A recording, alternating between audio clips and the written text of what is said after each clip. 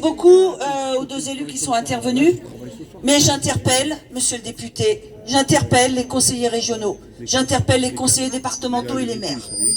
Parce qu'à un moment donné, il faut qu'on parle concret. Tout à l'heure, Christophe Prudhomme disait, il faut provoquer le débat, il faut s'asseoir autour de la table, et il faut voir ensemble ce dont on a besoin. Qui est mieux à même que les soignants et les personnels des hôpitaux pour vous parler des besoins de la population? C'est nous. Et c'est nous. Donc déjà, il va se passer des choses. Le projet régional de santé est en cours de discussion à la région. Vous savez qu'il comprend à la fois l'accès aux soins, l'offre de soins, mais il comprend un élément crucial, de réouvrir toutes les écoles sanitaires et sociales dans notre Île-de-France. Parce qu'il y a besoin de professionnels de proximité tout de suite. Il n'y a pas besoin, il n'y a pas qu'on est contre ou pour le Parcoursup. Il n'y a que, depuis le Parcoursup, c'est 40% des jeunes, au bout d'un an, qui quittent cette école. Parce qu'elle n'est pas adaptée. Parce que notre école sanitaire et sociale en France, elle a cette originalité d'être dans le milieu hospitalier, de faire en sorte d'être accompagné dans des stages et donc d'être en position de professionnel tout de suite. Ça, c'est de la qualité.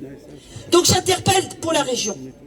J'interpelle les sénateurs parce qu'en septembre-octobre va se décider encore la loi de finances et la loi de la sécurité sociale. Et quand on voit Macron avec ses habitudes du 49.3, on peut que s'inquiéter. Donc, il est prévu déjà de diminuer encore d'1 point les dépenses nationales de santé. Ça veut dire que c'est encore 20 000, 25 000, 30 000 lits de l'hôpital public qui vont fermer. C'est plus possible.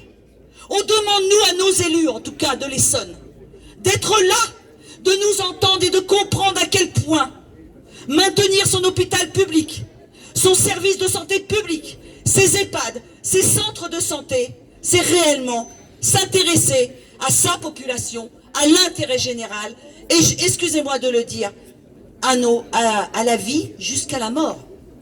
On accompagne de la vie à la mort dans nos métiers. On veut être respecté.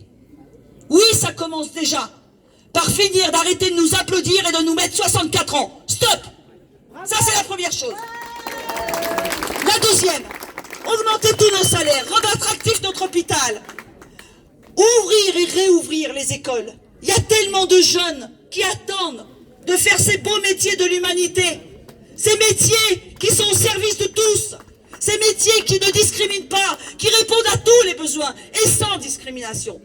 Alors, mesdames, messieurs les élus, je vous interroge, je prends ce moment de parole pour vous demander, s'il vous plaît, d'ouvrir le débat, de s'asseoir autour d'une table, de discuter avec les syndicats, de discuter avec le tissu associatif des personnes et des usagers, de discuter entre nous pour se dire, on maintient les hôpitaux, on réfléchit ensemble comment on fait, même si Saclay ouvre, je le répète, Saclay, ça sera le plus grand centre de recherche et d'enseignement de l'Île-de-France, hors AP-HP. Alors continuons, mais faisons en sorte, vraiment, je le dis solennellement, faisons en sorte de garder toutes les structures publiques pour réellement répondre aux besoins de nos enfants, de nos aînés, de nos jeunes, de nos concitoyens. Merci. Merci Nathalie. Jérôme, tu as la parole.